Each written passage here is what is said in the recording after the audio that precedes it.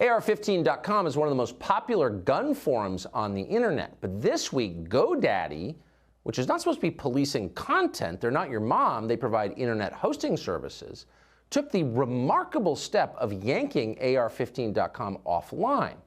So we asked GoDaddy today why, and they told us this, quote, "We received a complaint regarding certain content on AR15.com. Our team investigated the content in question and confirmed it violated our terms of service because it, quote, incited violence," whatever that means.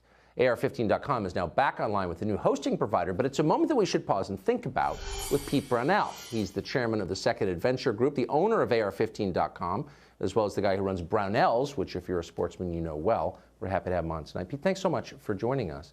So, thank you, Tucker. In what world does GoDaddy have the right to end your ability to produce content? I didn't know that they could do that, or did.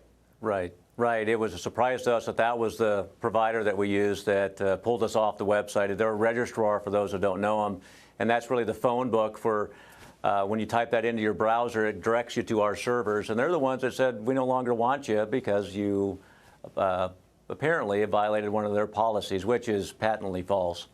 I mean, it goes without saying that it's a lie, and whatever, they didn't explain the standard. I mean, we don't even take that seriously. The reason that this is a chilling moment, and we wanted to hear directly from you, is that it's clearly a vision of the future where you're not allowed to express your views on the Second Amendment even, much less exercise it. Are you worried?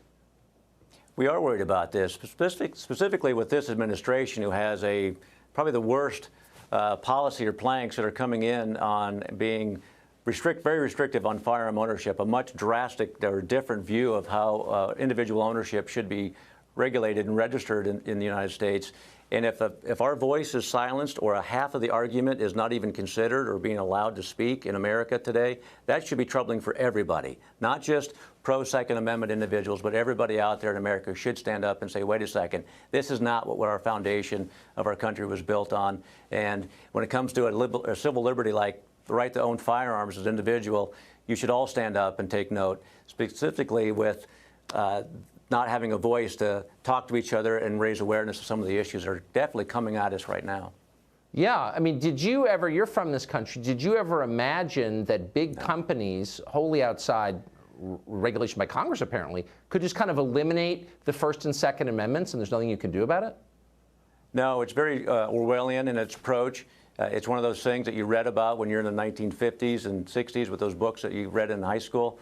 And it becomes one of those things you just can't believe it's the America that you grew up in and that you're living in right now. And I think regardless of where you stand politically, we should all take pause and make sure that we truly consider what kind of rhetoric is going around and what kind of controls we're giving to a few when we start talking about being able to communicate to each other. It's free speech. It's America. I just read a news story that said podcasts are problematic because they're a loophole in social controls. It's hard to censor a podcast. How long before private conversations will be considered a loophole?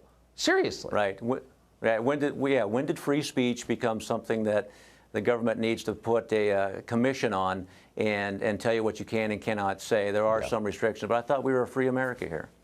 I thought so too. Pete Brownell, the great Pete Brownell of Brownell's. Great to see you tonight. Thank you. Thank you, sir.